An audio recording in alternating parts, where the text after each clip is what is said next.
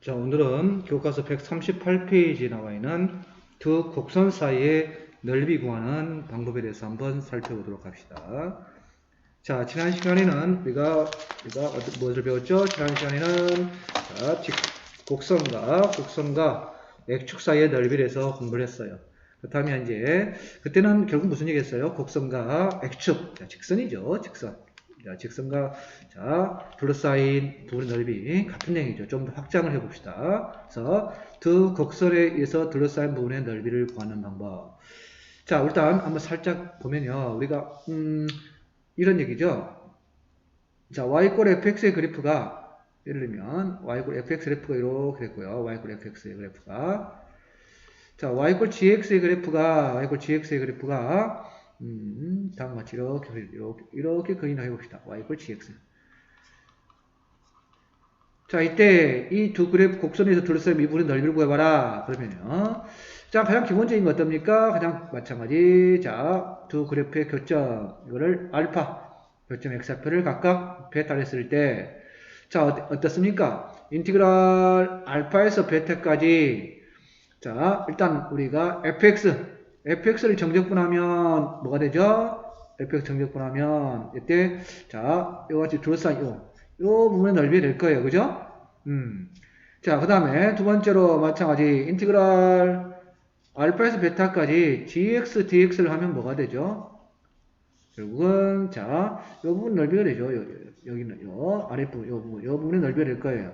따라서 이걸 결국 빼면 우리가 구하고자 하는 넓이가 얻어지네요. 당연히 이때 어떤 경우입니까? 자, fx도 결국은 x축 위에 있고요. gx도 x축 위쪽에 있는 경우에 대해서 한번 살펴보고 있는데요.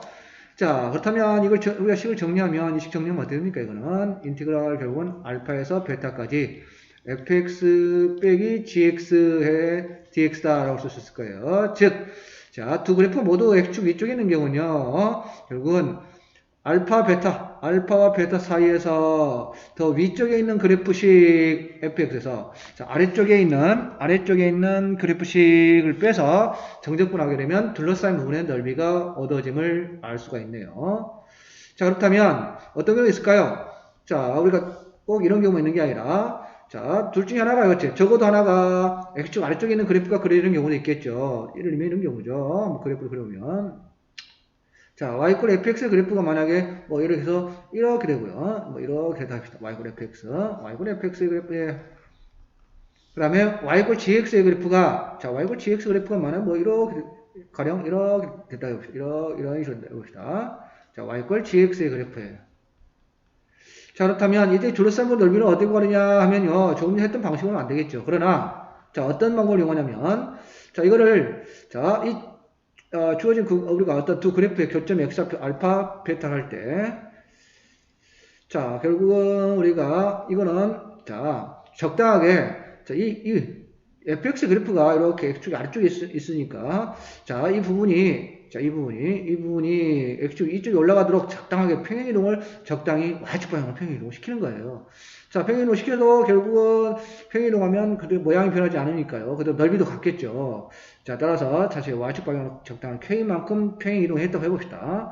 자, 그렇다면 이때 y걸 우리가 fx를 평행이동하면요. 우리가 이렇게 되겠죠. y걸 fx를 적당히 y축 방향으로 k만큼 평행이동하게 되면 이런 식으로 됐다 해봅시다. 자, 평행이동한 그래프는 어떨까요? 그러면 식은 y축 방향으로 k만큼이니까 y 대신 y 마이너스 k에서 k를 이용하니까 y는 이건 fx 플러스 k라는 식이 얻어질 거고요. 마찬가지 gx 또한 똑같이 k만큼 y축 방향으로 평행이동을 했어요. 평행을 하게 되면 뭐 이런 식으로 마찬가지 이런 식으로 해서 그래프가 얻어지고요. 자, 요 식이 어떻게 될까요? 그러면 y는 gx 플러스 k가 될 거예요. 따라서 이쪽 둘러싼 건 넓이나 우리가 그거 넓이나 같은 거예요. 따라서 우리 조금 전에 했던 방식 첫 번째 방식에 의해서 자, 이 교점의 x좌표 알파 자, 베타 이렇게 됐고요. 자, 그러면 이 알파 베타 사이에서 자, 요 식이 더 크네요. 따라서 요 식에서 요 식을 빼면 되는데요. 결국은 평행이동 값 k는 없어지므로 결국은 같은 결과가 얻어진다는 거예요.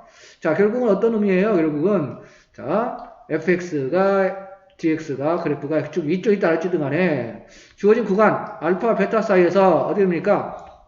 위쪽에 있는 그래프, 위쪽에 그래프가 더 그리는 함수식에서 아래쪽에 그래프가 그리는 함수식을 빼서 정적분하게 되면 결국은 두 곡선으로 둘러싼 부분의 넓이가 얻어진다는 사실을 확인할 수가 있어요.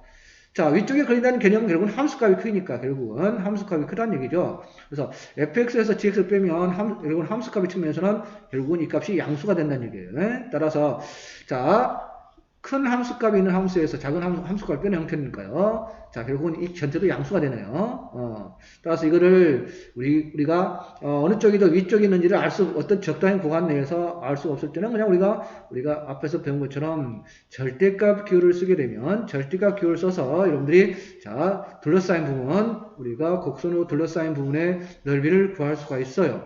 자, 이걸 한번 정리를 해보면 다음과 같이 정리할 수가 있는 거예요. 자, 다시 한번 해봅시다. 자, 우리 그 화면에 나온 것처럼 자, y골 fx와 gx가 이와 같이 적당한 구간 내에서 위아래 위쪽에 있는 우리가 형태가 자, 조금씩 우리가 달라지는 형태의 그래프를 해서 한번 살펴보면 자, 이건 일반적인 표현법이에요. 우리가 지난 시간에 자, 곡선과 x축 둘러싼 넓이 구할 때도 마찬가지였죠. 일반적인 형태로 표현할 때는 절대값 기호를 쓰게 되면 좀 더 표현법에 표현할 때 좀 쉽게 표현할 수 있을 뿐이지 실제로 계산할 때는 절대값 기호가 없어져야 되므로 우리가 어느 쪽에 주어진 구간에서 어느 함수가 더 위쪽에 그래프가 그려진가를 살펴볼 필요가 있어요. 자, 그래서 다시 한번 정리해 보면요. 자, 이와 같이 이 같은 경우는 어때요? A와 C 사이에서는 뭐가 더 위에 있습니까? 자, 결국은 fx가 위에 있으니까 fx에서 gx를 빼면 될 거고요. 자, C와 B 사이에서 정적분할 때는요, 결국은 gx에서 자, fx를 빼면 돼요. 자, 그러나 이거를 한꺼번에 표현하면 우리가 자, 항상 자, 빼게 되면 양수가 되니까 결국은 a에서 b까지 절대값 fx-gx라는 형태로 간편하게 표현할 수 있고요. 그런데 실제 어때죠? 어떻습니까? 자, 실제 풀 때는 우리가 표현을 이렇게 하지만 풀 때는 우리가 문제를 해결할 때는 절대 기호가 없어야 되므로 우리가 실제로 이 문제를 풀 때는 어떻게 해결해야 됩니까? 자, 이건 어떻게 한다고요? 인티그럴 a에서 c까지는 자, fx에서 gx를 빼고요. dx 정적분하면 자, 이때 이 둘러싸인 부분 넓이가 나올 거고요. 플러스 그다음에 인티그럴 c에서 b까지는 뭐가 더 위에 있죠? gx가 되어 있으니까 gx에서 fx를 빼서 정적분하게 되면 결국은 자, 이 둘러싸인 부분의 넓이가 나올 거예요. 이렇게 자, 이와 같이 해서 문제를 해결하면 됩니다. 그래서 두 곡선으로 둘러싸인 부분의 넓이는 자, 일단은 먼저 해야 할 게 뭘까요? 먼저 두 그래프의 교점을 찾는 거예요. 교점. 구간이 정해지면 주어진 구간에서 하면 될 것 같고요. 자, 그렇다면 이같이 구간이 정해지면 어느 쪽이 더 구간 내에서 위에 있냐를 살펴보면 되는데 자, 어떻게 하면 쉽냐면요. 그래프를 그려도 우리가 확인할 수 있지만 그래프를 그리지 않아도 됩니다. 어떻게 하면 될까요? A와 C 이 구간 내에 있는 적당한 값을 구해서 거기를 함수값을 구하는 거예요. 함수를 구해서 함수값이 큰 거리가 함수식이 더 함수의 그래프가 더 위쪽에 그리니까 자, 어느 게 더 우리가 위에 있어서 어디서 어디를 빼는 건지를 확인할 수가 있다는 거죠. 마찬가지예요. C와 B 사이에 적당한 하나를 골라서 우리가 함수값을 구해서 함수값이 큰 그런 함수식에서 함수값이 작은 함수식을 빼서 해도 되고요. 혹은 이것도 저것도 모르겠다 싶으면 자, 일단은 구간을 정한 다음에 주어진 구간에서 일단 빼는 거예요. 무조건 두 함수식을 빼는 거예요. 자, 그랬을 때 그 값, 정적분했을 때 그 값이 양수이면 그게 넓이가 되고요. 마찬가지 이것도 그냥 fx, gx 빼는 거예요. 그러면 이거 계산하면 정적분 음수가 되겠죠. 그럼 음의벌을 버린 다음에 두 개 더해서 답은 돼요. 그러나 가장 좋은 방법은 그래프를 그리는 방법이지만 자, 시간이 좀 걸릴 때는 두 번째 방법, 구간 내에 있는 적당한 그 구간 내 사이에 들어있는 하나의 수, 정해진 수를 하나 구해서 함수값을 구해서 어느 함수값이 더 큰지를 구해서 어느 쪽이 더 위쪽에 그려진 주어진 구간 내에서 어느 쪽이 더 위쪽에 그려진지를 살펴볼 수도 있다는 거죠. 이와 같이 해서 두 곡선에 의해서 둘러싸인 부분의 넓이를 구할 수 있어요. 자, 교과서에 나와 있는 문제를 해결해 보도록 합시다. 자, 교과서 문제 해결하기 전에요. 또 우리가 포인트 하나 알려드리도록 하겠습니다. 포인트는요, 139페이지 교과서 문제 1번의 1번처럼, 자, 결국은 2차, 두 식을 빼서 결국은 2차인데요. 즉, 2차 곡선, 우리가 포물선으로 둘러싸인 부분의 넓이, 우리가 지난 시간에 했듯이, 우리가 같은 방법으로 문제 해결 첫 번째는 지난 시간에 했고요. 두 번째, 이와 같이 포물선과 직선에 의해서 이렇게 포물선이 있고요. 이렇게 직선이 있어요. 자, 이때 이 둘러싸인 부분의 넓이 구하라 그러면 이때 교점, 포인트를 교점이에요. 두 곡선 둘러싸인 포인트 먼저 교점의 좌표를 구해요. 알파, 베타를 구할 수 있겠네요. 자, 그런 다음에 우리가 위에 있는 식에서 아래 있는 위에 그려지는 그래프 그리는 식에서 아래에 그려지는 그래프식을 빼면 되는데요. 알 수 없으면 그냥 절대값을 씌우면 된다 그랬어요. 절대값. 절대값을 어차피 풀어야 되겠죠. 그래서 자, 알파, 베타 이 구간에서 어느 쪽이 더 위쪽에 그려지는가? 당연히 자, 2차에서 양수일 때는 이와 같이 해서 직선이 위일 수밖에 없겠죠. 둘러싸이 되려면.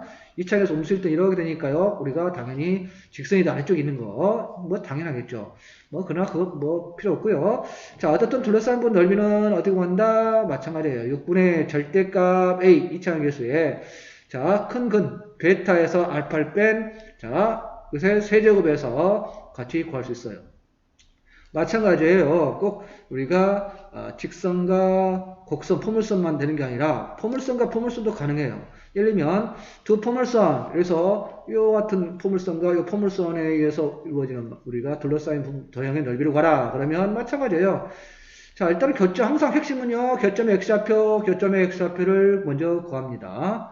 그 다음에 어느 포물선이 더 위쪽에 그린가를 살펴봐서 위에 그려지는 포물선식에서 아래 그리는 포물선식을 빼도 되는데요.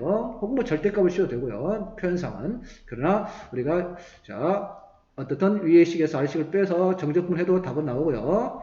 자, 또 하나의 방법 어떻게 한다고요? 같은 요령으로 6분의 분모 6이요. 항상 고정되어 있어요. 자, 그 다음에 분자는 절대값 2창의 개수예요. 그래서 요 빼면 2창의 개수는 A-A' 되겠네요. 그래서 두 근 베타 마이너스 알파의 세제곱 이와 같이 해서 넓이를 좀 더 빠르게 간편하게 계산하는 방법도 있겠습니다. 자, 우리 문제 1번 139페이지 문제 1번 자 문제 1번을 풀어가면서 우리가 다시 한번 우리가 설명해 보도록 하겠습니다. 내용 설명은 자 여기까지입니다.